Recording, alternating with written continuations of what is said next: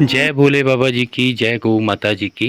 देखिए, आपको कुछ जानकारी शेयर करने जा रहे हैं। ये देखिए, अब ना जो गौ पालन कर रहे हैं हमारे भाई, जिनको भूख की दिक्कत होती है, वो इस तरह से भूसे के केक बन के आते हैं पूरे। और इन पे वेट भी लिखा रहता है, कितने कितने केजी के हैं, ये सारा लिखा रहता है इन पे। जैसे इनका वेट होता है तो ये लिखा रहता है, देखो, या 26.100, ये 26 का है, वो ऊपर 30 का है, ये ऐसे लिखा रहता है सब पे। तो आप ऐसे लेके, ये स्टोरेज जैसे इतना भूसा वैसे खुला स्टोर करना हो तो बहुत सारी जगह चाहिए। तो पैकेट में है, आप जैसे मर्जी मूवमेंट कर सकते हैं और आसानी से रख सकते हैं। तो आप ये रख सकते हैं, गौ माता से बड़े चाव से खाती हैं। हम भी पहले ट्रक वालों से भूसा लेते थे, लेकिन उसमें कई बार कीलें, मिट्टी, तारें वारें ज़्यादा आती थी, इसलिए फिर हमने ये शुरू किया। तो इस तरह का। और नमक जो होता है ना, जैसे जो नमक होता है, वो हम नॉर्मल नमक यूज़ करते थे पहले 2 साल। फिर अभी हमने ये वाला शुरू किया है। इसमें एक्चुअली इनका कहना ये था भैया का, कि इसमें जो काफ़ी सारे कंटेंट ऐसे होते हैं जो बाकी नमक में नहीं होते हैं। जैसे जिंक है, जिंक बाकी नमक में मिलेगा, कॉपर है, आयरन है, सोडियम है, मैग्नीशियम है, ये सारी चीज़ें इस नमक में अच्छे से होती हैं और गौ माता इसको अच्छे से खाती हैं। और इसके बीच में एक होल होता है, ये होल होता है, और इसको ऊंचा करके बांधना होता है ताकि जब भी गौ माता खाएं तो ऊपर मुंह करके इसको चाटें और पसंद करके खाती हैं। तो ये मुझे अच्छा लगा, तो मैंने ये भी अभी 6 पीस मंगा लिए गौ माता के लिए। सभी गौ माता को एक एक बांध देंगे, जब मत करेगा गौ माता जी इनको खा लेंगी। और आगे चलते हैं। अभी ये देखिए तूड़ी, ये मैट धोने के लिए सर्फ दिया भैया ने, गौशाला वगैरह साफ़ करने के लिए। ये हमारा सैलेज आ गया है। तो अभी हमने इसको जैसे गीले कपड़े से पूरा क्लीन कर लिया ऊपर से, ताकि बिल्कुल भी मिट्टी किसी भी हालत में सैलेज जब डालेंगे तो अंदर ना जाए। तो ये 10 बैग सैलेज के मंगाए हैं, ये 1980 केजी के होते हैं। ये हमने फीड मंगाई है। अभी हम अपनी गौ माता जी को बीच में फीड भी शुरू कर रहे हैं, ताकि इन केस ऑफ एमरजेंसी कभी दलिया ना हो, कोई दिक्कत हो, कहीं जाना पड़ जाए तो कोई भी पीछे से फीड डाल के काम चला सके। तो इसका भी ट्रायल शुरू किया है। और ये जो दूध नहीं देती गौ माता उनके लिए। और ये हमारे पपीते हैं, और ये जो देसी हम खिलाते हैं गौ माता जी को, ये देखो।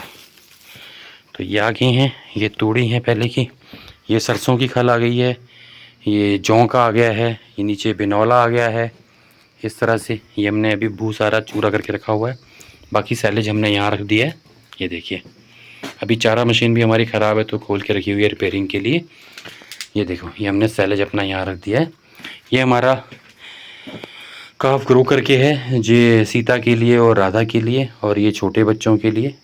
तो इस हिसाब से नंदनी के लिए, तो सबके लिए फीड भी मंगा दी है। और नॉर्मल जो अपना आटा है वो है, और जौ है, और ये सब चीज़ें। एक्चुअली क्या है, हमने 2 साल बिल्कुल नेचुरल तरीके से किया, लेकिन अब 1 साल या बीच बीच में 2-3 महीने हम बिल्कुल जो सभी लोग करते हैं, जैसे मिनरल मिक्सचर मंगा दिया है 20 लीटर का। अब ये खाली हो गया, ये मंगा दिया है मिनरल मिक्सचर। तो मिनरल मिक्सचर आ गया है। तो इस तरह से मिक्स करना चाहिए कभी, क्योंकि एक ही चीज़ खा खा के और बॉडी में पता नहीं गौ माता की किस चीज़ की कमी हो जाए तो चीज़ का आइडिया नहीं लग पाता है। इसलिए हमने मिक्स शुरू किया है, जो जैसा दुनियादारी बोलती है वैसा भी, और जैसे पुराने लोग किया करते थे दलिया खिला के या नॉर्मल तरीके से, वो भी। तो ये दलिया भी आ गया है, दलिया पड़ गया ये दलिया भी आ गया है, ये देखो, ये दलिया भी पिस के आ गया। दलिया भी हम शुरू रखेंगे।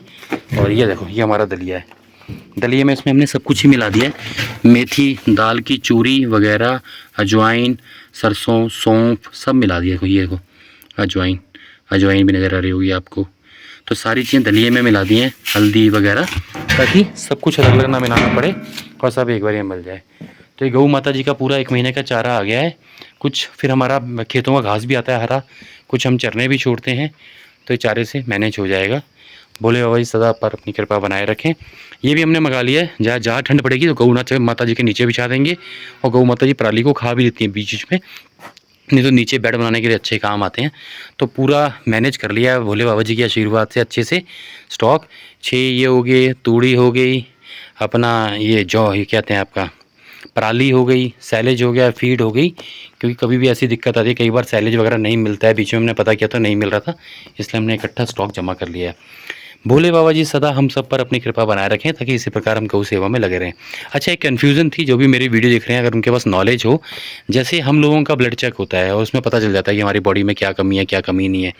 तो ऐसे गौ माता जी का भी कोई ब्लड चेक होता हो, या किसी ने करवाया हो, किसी को नॉलेज हो, तो मुझे ज़रूर बताना, क्योंकि मैं भी चाहता हूँ कि मैं अपनी गौ माता जी का समय समय पर 2-3 महीने में ब्लड चेक कराता रहूँ।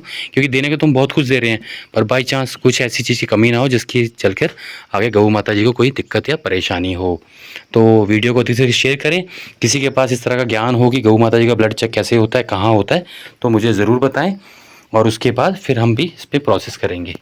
ये हमारी अंदर जाने की चप्पल है। अंदर जाने के लिए हम दूसरी चप्पल यूज़ नहीं करते हैं, दूसरा जूता पहन के जाते हैं। तो ये चप्पल पहन के जाते हैं ताकि कोई भी गंदी आइटम अंदर न जाए। भोले बाबा जी सदा हम पर अपनी कृपा इसी प्रकार बनाए रखें और इसी प्रकार हम गौ सेवा में लगे रहें। जय भोले बाबा जी की, जय गौ माता जी की।